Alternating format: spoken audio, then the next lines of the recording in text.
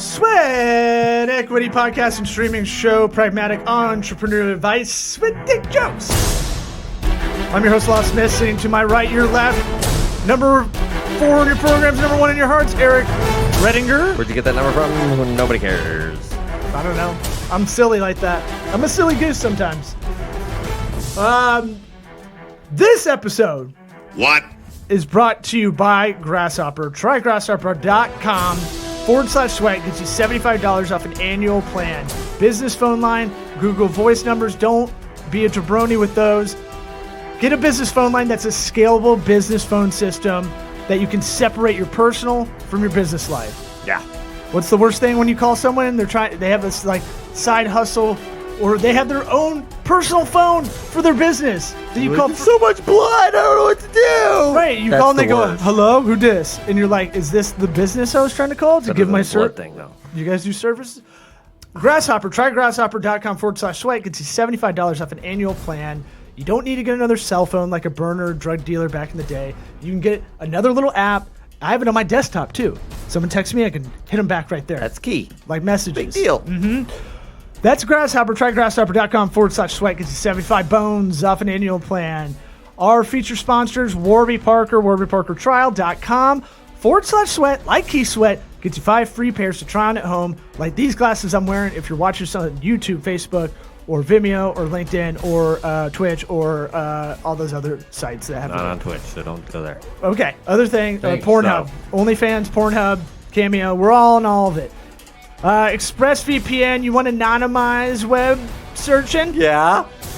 You want to not worry about your browser history when you die? Try expressvpn.com/sweat. Gets 3 months free off an annual plan.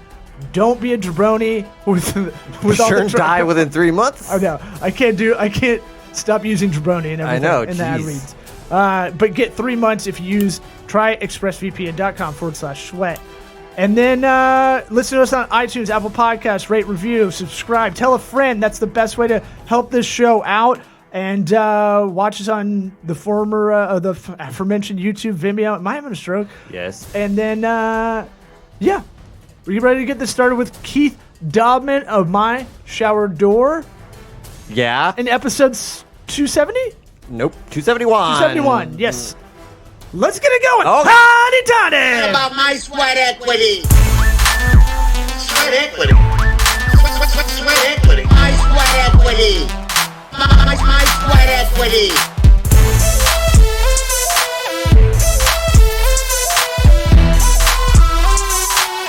What about my sweat equity? Keith, welcome back on. We had such a weird ending to our last conversation. It felt like we could talk to you for a while, or at least debate some topics. If anybody's listening that wants to go back to an episode, it's 266, where we had a lot of conversation about compromise versus negotiation. I guess we semantically. How did it end weird? I don't remember it ending weird. It ended, no, not weird, but I mean, that part ended. I shouldn't say the episode ended that way. I think that conversation about just philosophically kind of was open-ended. Oh, okay. I got you. Okay. Not that we have to beat a dead horse or anything, but I do find it. I do find it interesting. On it well, yeah, I find it interesting that since then you've sent us more thoughts, and so that's why I was like, well, let's just have you back on because it's an interesting conversation. I want to preference this that these things that I've recently learned in my negotiation. I think there's a big difference between negotiation and bargaining too. I don't want to get those confused, but I've recently learned over the last year and a half from a company called Black Swan Group, and the person who runs this company is the former FBI lead negotiator domestically and internationally for all kidnapping, hostage taking, and he really honed in these skills over like a 24-year period regarding like the neuroscience between communication and obviously negotiations, and how do you compromise with a kidnapper, right? He's got 2 hostages and $1 million. And you're saying, we'll take one and we'll give you $5 and an Uber instead of a price. You just can't compromise. And when I really started listening to how he described the differences, or the direct reasons why you wouldn't want to compromise, I recently heard him tell one about Colin Kaepernick, and I think I said that to you guys, and I just wanted to bring it up again. No matter what side you're on with the Colin Kaepernick kneeling saga, disrespecting, respecting, whatever it is, whatever side you're on, Colin Kaepernick started his boycott or whatever, not even going on the field. It wasn't until a special black ops, like former soldier, went and had a discussion with him and said, when one of our fallen soldiers passed away, we kneel at his gravesite to show respect. Colin Kaepernick compromised on his stance and thought he was doing the right thing by kneeling and showing respect. And look at the negative. Like, that's what compromise does, where people just want to have the easy way out of a conversation by compromising, and then it can blow up in your face. I mean, look at how that has blown up on its end. And nobody even really knows about that first beginning part, that it was actually a compromise to show respect. Right. But we don't also know what would have happened had he just done that. Like, what if he stayed in the locker room? Like, maybe what if he's worse off if he stays in the locker room? Maybe a guy stabs him while he's in the locker room. What then? It's like you don't know. So to say that, like, him not negotiating or compromising was his downfall, I mean, that's kind of tough to say, right? Well, I'd ask you, why was he sitting in the locker room in the first place? Well, how much does that even matter? Well, because the point of it is he wanted to show that the American flag was disrespecting minorities or whatever his case was. So he didn't want to salute the American flag. And people said, this is our civic responsibility. This field was bought under the pretense that we want to get everybody together and come together. And what's the most civic thing we can all do is when we hear the first few bars of the national anthem, we all stand up together and we unite. And he was protesting that. And he got away from his protest, whether you agree with it or disagree. I don't happen to agree with it.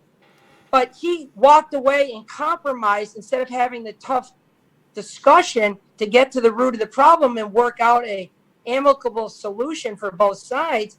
He compromised and went out and started kneeling on the field, and people even thought that was worse. It's just, it's lazy. It's just lazy. I don't know. I don't know if it's he was doing that so that he could create a dialogue.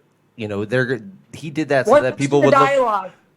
Whatever whatever anybody's issue could be. I've got it right here. But obviously it's about, police brutality, all that stuff, but like that was his way of starting the dialogue.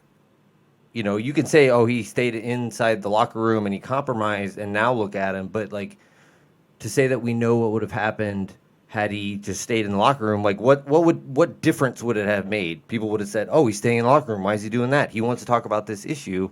How's it any different than kneeling? But there is no talking, and I think the kneeling was just a way to, as they got closer to having those discussions, to get heat off. I think it was a compromise. It was a compromise. He's getting a lot of heat. He's got money on the line. He's playing. He's getting pressure. It really kind of put him in a box. What's interesting about this whole conversation, I mean, we can go back and forth about Kaepernick. That's been talked about so much. And as I'm skimming through the origin of all of it, it says I'm on Snopes because I never know what to believe sometimes. And it's like, sure. No, not that I was like fact checking you and the story. Oh, I think you should. Yeah. I think it actually happened. Yeah, right. I think we Kaepernick all was agree doing it happened. I mean, no. What it was saying was I was trying to look up the origin. The former player, he was a military guy that was telling him about it and see what. Pat Tillman? No, what? he died friendly fire a long time ago. No, I know. I didn't. Nate Boyer.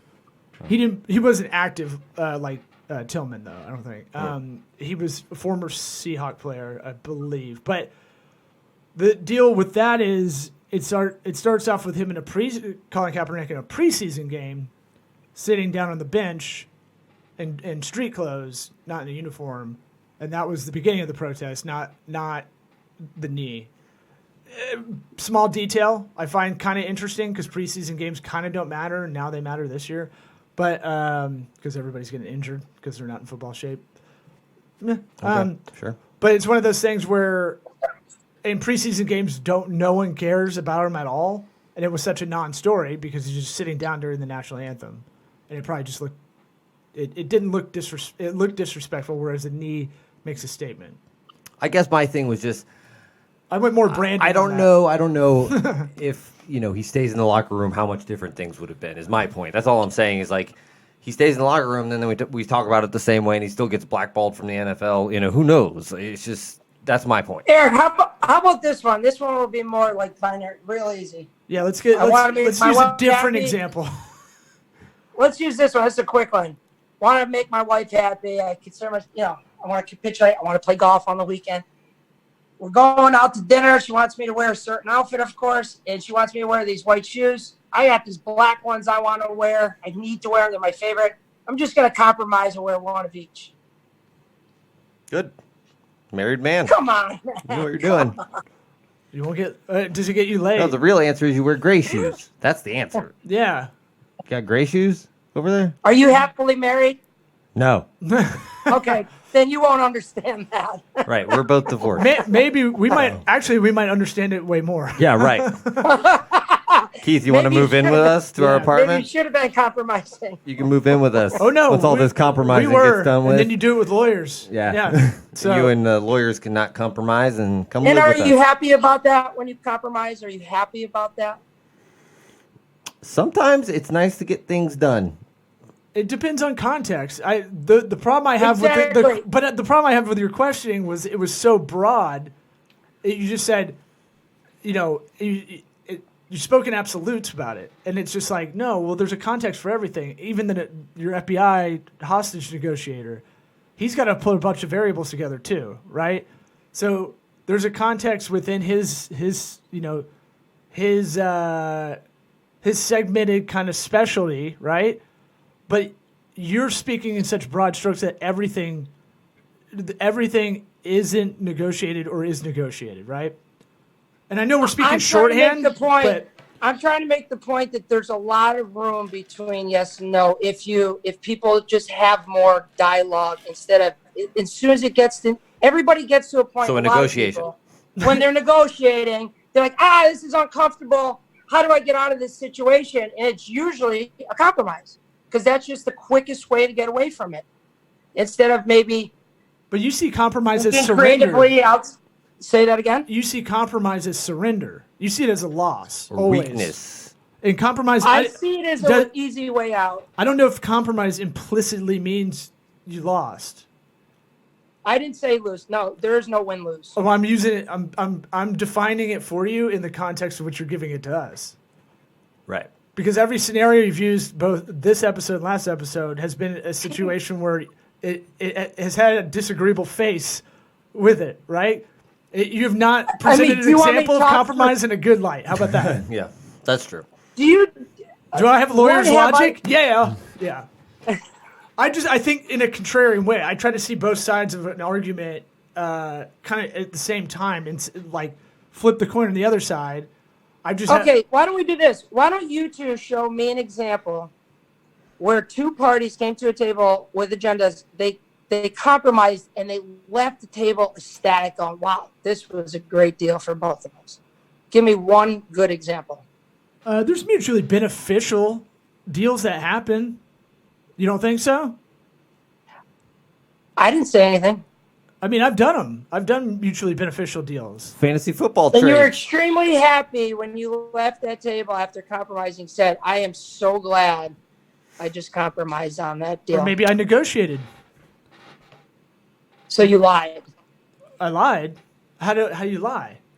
I don't know. I mean, I don't understand. Again, compromise. It sounds like compromise. Is a pejorative in your head, and it's still me. It's a what? A pejorative. It mainly is a. It mainly a lot of people use it in the context of compromise being kind of like. At least you neutral. Lost. Yeah. At least neutral. Or you didn't get everything out of what you wanted. You lost a little bit. And the example you're giving is, I do like what you're saying about compromising out of an argument because people will do that, right? But at the same time, it's a surrendering to leave the conversation. So yeah, in that respect, I just think that's an interesting side thing you brought up, because a lot of people will not go into detail about an argument, and they will. I've done it when I get my brow beaten Of course. by the aforementioned ex-wife of like just going over stuff too much, and I'm like, yeah, I'll do it. Then I'll do it, and then you're right. And that's in that situation, yes. Because I just want to leave. I just want to stop this thing from happening. You want to preserve the relationship, but you want them to leave you alone. But that could be considered a win on that side too, because you're preserving it now. You're eating it now to preserve it later. Well, to me, it's So just the desired the desired result you want at the end may not happen right there, but it does have the intended consequences later. it's just it seems unrealistic to me. I'll put it that way. Like to piggyback on what Law is saying about it comes across like a loss or a pejorative sort of situation. That means that every situation has a winner and a loser. And that's saying that you expect to win or bat 1,000 every time. And that just, because if you're not, then you're giving in a little bit as to what somebody else is wanting, and then you're compromising. So like, you know what I'm saying? It Like feels like a logic college class where you have to debate. Like, it just seems unrealistic to say never compromise, because I mean I'm a 37-year-old man. I know for a fact that is not possible. I just there's no way you can just never compromise without coming across like kind of an asshole. You know, like how do you not be an asshole in this situation? You know what I'm saying? With empathy. Sure. Weapons grade empathy. Okay. Tactical empathy. Okay. All right. And could you give me an example of that? Where you're It getting what sounds you like- want, but also showing empathy. Yeah. I mean, it's been said the art of negotiation is letting the other side have your way, and you would do that through either a series of open-ended questions, building rapport by either labeling someone's emotions, making the situation empathy. It's seek first to understand, then be understood. So I need to listen to you and further this conversation for you to kind of let your guard down, feel comfortable, and tell me what it is you're really after. And I talk about compromise in the context of sales mostly, and I try and teach our salespeople is customer comes in and says, listen, I want this door and I want you to knock the price off. And if they just started saying, yeah, we'll just compromise, I'll knock the price off, I wouldn't be able to continue to grow this business. A lot of these customers, there's things that are more important to them that they're not even aware of until we bring to their attention, because they're not buying frameless shower doors every day. That's our job as a professional, to hear what their opportunity or problems are, sound them back to them so we can build rapport and trust, and then show them the solutions to solve the problems that brought them in. And usually price is third or fourth on the list, even though they come in and they say, we're just looking for something cheap. We just need, what's that price right there? We want that. And, that's all we're looking for. And if I could slow things down and point out a few emotions that my gut's telling me, your intuition kicks in, and if I and help build rapport and trust-based influence, I can start to direct that path into a meaningful collaboration for both people, not a win-lose. It'd be more like a win-win. Without having to compromise, because they came in and said, the price is too much, I need something cheaper. And I didn't just capitulate. I used some of the skill set to kind of unlock those unknown unknowns that they weren't willing to tell me when they first came into the showroom. Therefore, not having to compromise right out of the gate. I don't know. Does that make It sense? sounds like circular logic. No. No, It just sounds like a way of If it's business, it's then market research more than anything. I don't know if it's empathy more than it is just asking the right questions to figure out what their needs are. You know what I'm saying? Well, what is empathy, Eric? I think it's the idea that you can sort of feel what other people are feeling, put yourself in their shoes, and try and You don't understand. have to like it or agree with it, but you're right. Just to understand where they're coming from. You know, what brought them in, what's causing them to act this way, what's causing them to reach out this way. Instead of combating it with a statement or an order or demand, I would use empathy. All right. Yeah, we agree with that for sure. But I'm saying like the way this was the way this was originally positioned was overall just business, non-business. Compromise is not an option for you. And I remember last episode you gave us an example where you did compromise with something with your wife. Yes. And I was like, yes. What are we I'm not doing here? happy about it. Well, what are we doing here? I'm learning. You compromised. I'm learning. Okay. Okay, Okay, I'm because learning the too, way you man. were talking about it is like this is what you follow. That's the way it was coming out. Was like, Keith, I cleared out my extra bedroom. I was like, oh, this guy's going to be moving in here in no time. No compromise my ass. Come on over. I'm telling you, I'm getting better at not compromising because I'm That's not no. That's not a good no, thing. that's not how you got to. As you get older, you cut you're tuned down. You chill out a little bit and you compromise more as you get older. I have more meaningful dialogue to present more opportunities for myself and for my wife by not just compromising. Can I go do this? No, okay, and then just walk away from each other. And now we're both happy because we're out of each other's hair. I'll. that's like a lose-lose, really. So the outcome is different than the what you would consider compromising, right? So you can win-win, not compromise or compromise. You could lose-lose, compromise, not compromise.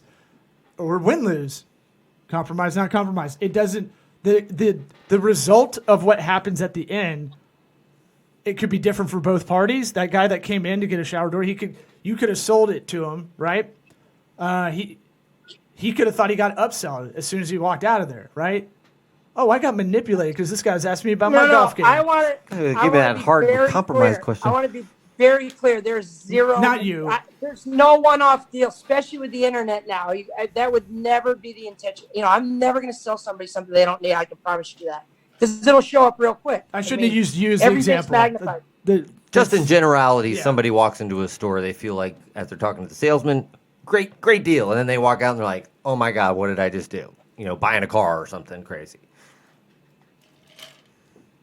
Yeah, because a lot of it's about incentives too. So when you're talking about the hostage negotiator or the negotiator FBI guy, he's looking at the incentives of that guy while he's talking to him, he's not calling him and going, hey, stop that douchebag. He's doing like, hey, I understand where you're at.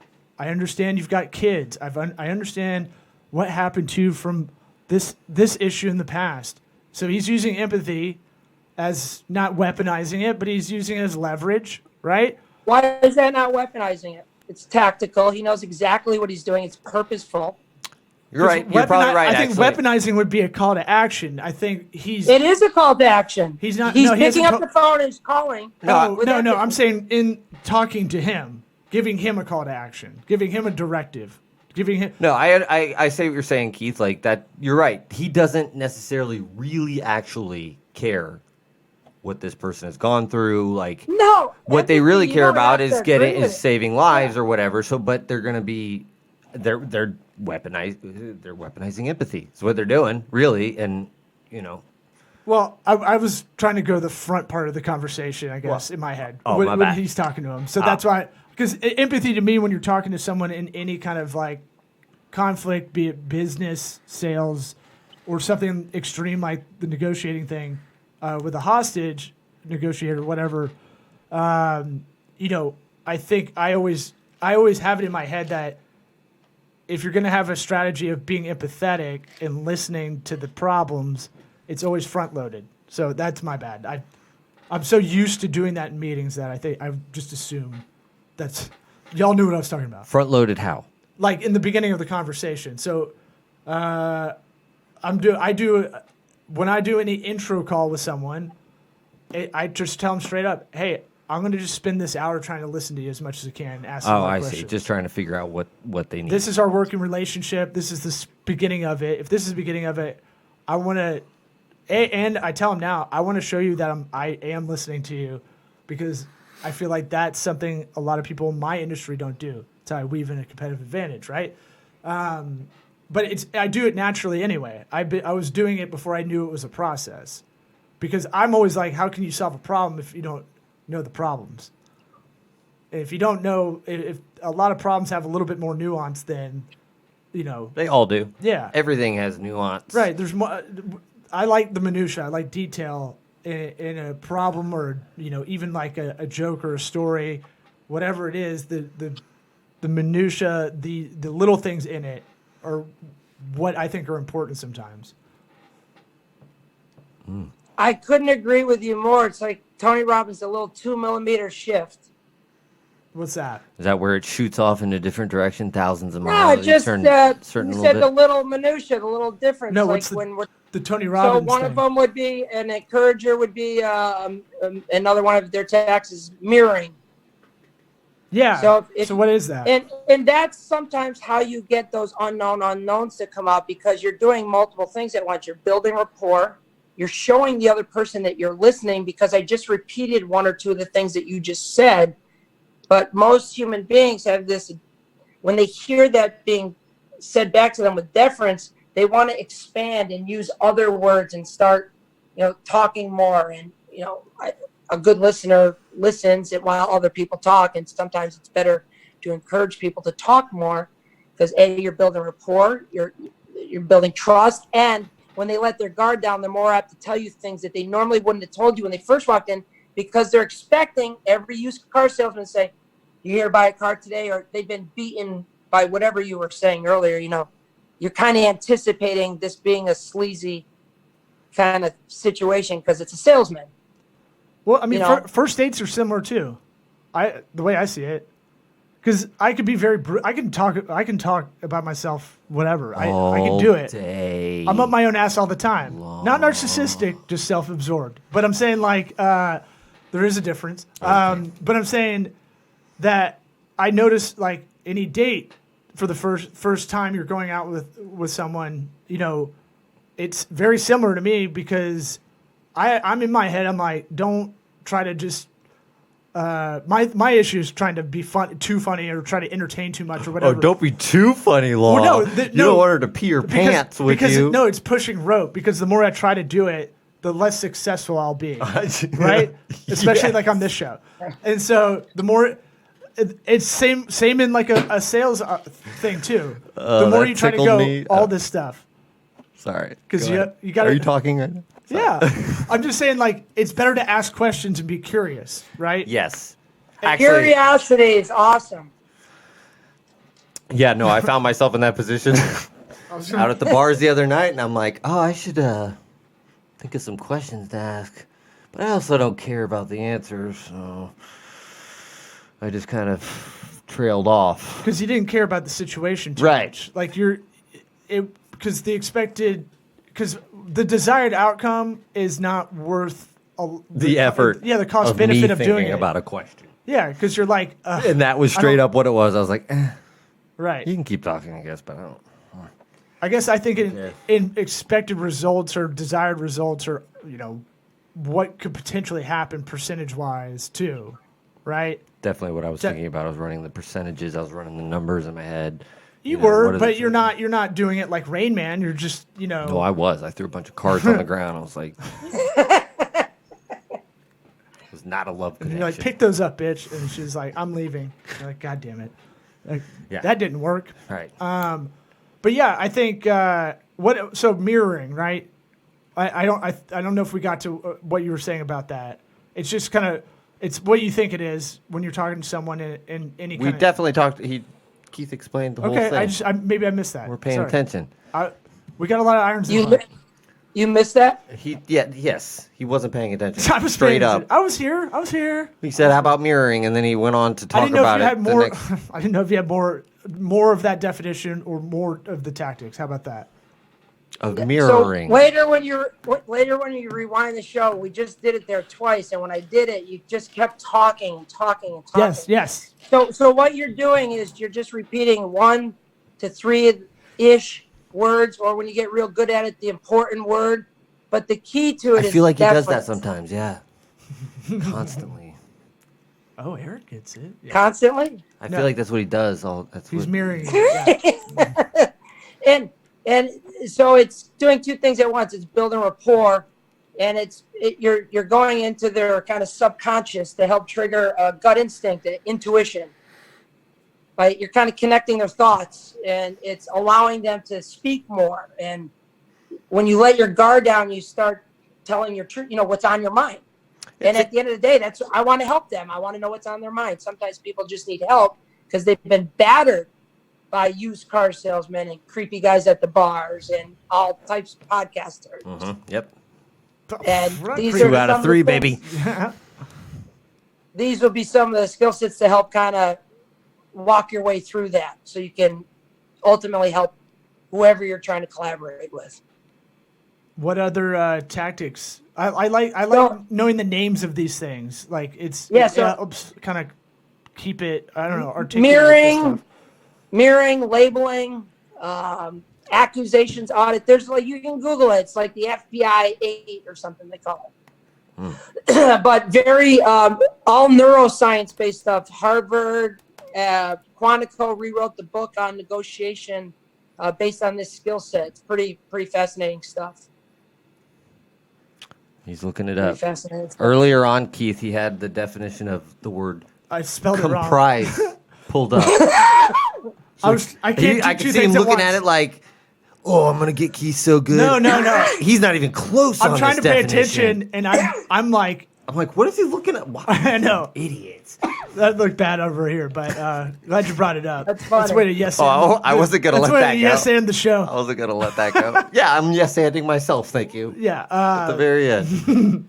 I don't need you. But yeah. Yes, and. What's I guess what other sales kind of tips can you give anybody listening? That look, I read that Harvard Business Review case a long time ago that everybody's a salesman, no matter if you're actually in outside sales, inside sales, or your middle management. You're selling an idea to your boss, your middle management, and you're selling it down to your employees. You're delegating your subordinates, I should say. You're delegating to. So everybody's a salesman. Once I read that, it made sales less icky. I feel like you're getting into you're getting into varsity level stuff here as far as getting better, which is cool. You're continuously improving your skill set. What are some tips you can tell people, that are doing that side hustle, that have to do sales and hate it, right? I come across a lot of people that are doing their own thing on the side. Yeah. But the part they hate the most is the hard sales or like closing a deal or any of that. And so any pragmatic tips would be great. And thank you for asking me that. I started this business in 2003 with my brother and father, and for the last 3, I kind of felt like I was falling into a rut. I knew our industry, I knew our product, we went vertical, but I was just kind of going through the motions. And when I came across this, it changed everything for me. It reinvigorated me, and I always knew there was more. I just didn't know what it was, and I thought I could just wow people with value proposition and always pitching them our product and why we're better. And I would say the most beneficial thing that I've really learned over the last year and a half was not only how to be a better listener, but then what I'm actually listening for. So I'm not just, I know it's real cliche to just say be a better listener, but I'm actually listening for 1 or 2 nuggets of gold that I'm going to highlight and subtly, innocuously have the customer expand upon. And then I'm going to offer solutions in a manner that they're going to tell me. And they're going to leave there going, I don't know what just happened, but that was one of the best experiences I've ever had. And I would definitely do business with that person again. And so that all started with just listening. And then what am I listening for? I'm listening for emotion. They say there's 3 different types of people. The caveman was a fight, flight, or mate. And translation that to today would be like an assertive, aggressive person, an analytical person, and then, like the friend-oriented person. And if you really look at all the different type of customers, everybody really boils down into those three buckets. And depending on what animalistic traits you have there's certain of those skill sets the FBI has that gravitate more towards one versus the other. Like the mirroring is something to be used with an aggressive, assertive person because they like to talk. What's most important to an aggressive, assertive, which is my natural born type, is knowing that people listen to what I had to say. That's the most important. And so when you can recognize that when you're talking to a prospect, directing the certain skill sets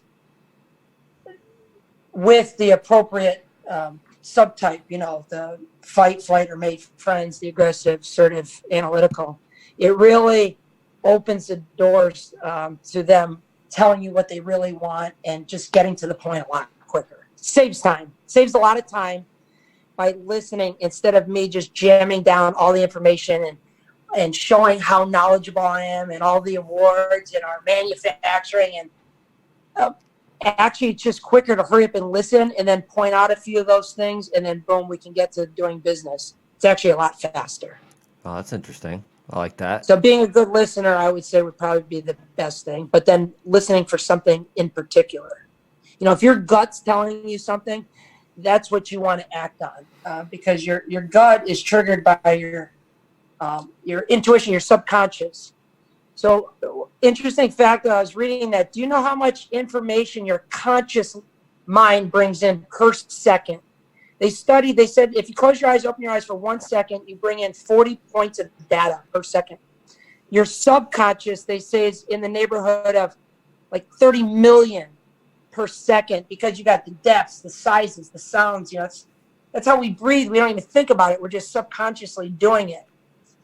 So when you do some of these labels or mirrors or some of these other skill sets, you're triggering their intuition, and it's throwing it down to their gut saying, I don't know, but I'm kind of on the fence, but this just feels right.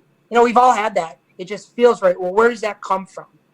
It comes from your intuition and your subconscious mind. And if you can use these skill sets, it helps drop all that stuff into their subconscious mind, hopefully triggering that gut instinct to say, wow, I need to go on this podcast with these two guys. They're fucking brilliant. I don't know what it is, but the way they talk to me is brilliant.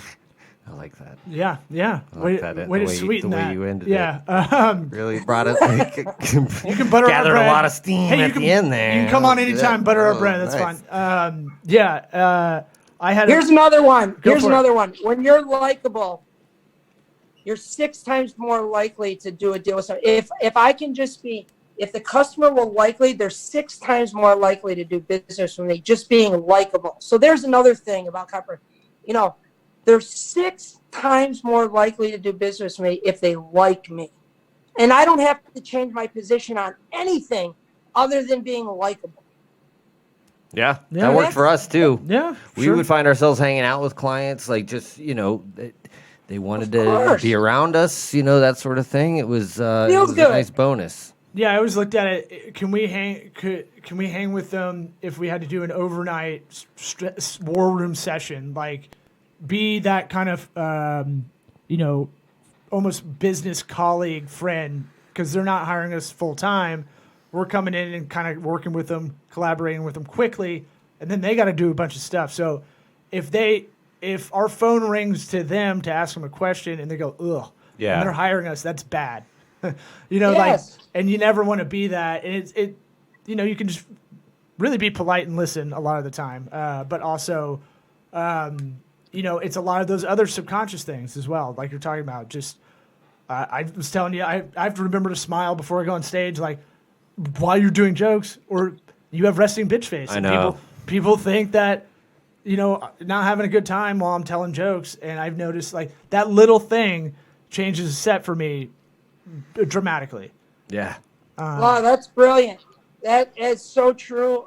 In that same study, they said just the smiling is wired to these mirror neurons that make you 31% smarter just by smiling. It's like, what a hack that is. Yeah. 31%. If you were to go to the casino, and I told you, if you just smile, you're going to have a 31% more chance of I mean, you'd smile every time. There's so much stuff that if you just do it, just smile, just do it first, you feel happier. And if you afterwards, the action coming first leads to the result that you want. If that makes sense, momentum creates itself. If that makes sense. Sees it. How about the theory like of action comes first and then momentum? Does that make sense? Well, if you're not having a good time, they're not having a good time. It's kind of the theory. Okay, way to mess up my awesome you know, like knowledge. I just kept it. Well, I'm giving something to take away on a cocktail now. Yeah, I just did. Yeah, and then you shit on it. Yeah, Thanks. no, it's the same. We're saying the same thing, man. No, but yeah, this is interesting, man. We got to cut it off pretty soon. But any other tips you got? Sales tips, otherwise. I was always I was in the camp of like I had a boss that told me I was in the salon suite business, meeting a lot of hairstylists, and he's like, just ask them one question, they will talk for the whole hour, and that's the profile of a stylist because they absorb everybody else's crazy, right? They're trying to start their own salon to get out of salon drama from the previous place. It's not to make more money, which I thought it was, but he goes, here's what I want you to do though. I want you to get these 10 pieces of information out of that conversation. So it was almost like a game. And he's like, if you can get social security number, mother's maiden name, date of birth, all that. He's like, if you can get what their previous salon charged, what kind of setup they had, if they sell retail, if they do this, if they do these 5 things too, if they have friends that are frustrated as well, that's going to help our sales. It's going to make your life easier. Are they hot? That's trouble because it's like there's a lot of women in one roof, and I'd be the only dude in there a lot of the time. So nice. Yeah. No, I was married at the time and never strayed. But I'm saying, what's the matter now, huh? It's when Am I right? It's all for naught. No. Should have been. I never compromised my morals on that. Good man. Going to a callback from the first episode, you're talking about character and all that stuff. Me too, for the record, I guess. Hashtag. Yeah. Just miserably don't get asked for a while. So that thing of like, I'm helping someone. I'm helping an agency. They hired me to help them with their business development style. And I'm going through each meeting, and I was talking to them about that. Like, you want to come away with that meeting and have some information to be able to help with that proposal. Now, yours is a little bit different because you might have more people. In the scenario you're giving, it sounds more retail than it is like a big contracted deal. But same thing goes. Even when you're meeting them in the parking lot to walk them in, those little things matter, Everywhere. These things work only when you're talking to humans. Really doesn't matter what you're selling. If you ask, I want and I need, you're in a negotiation. These skills will work. Yeah. Well, right on. Well, thanks for coming on again. And, yeah. Yeah, man. Let's do it again. That's fun. Let's do it. It's fun. All right, guys. MyShowerDoor.com for everybody out there. Thanks for coming on, man. Thank you, guys. Have a great night.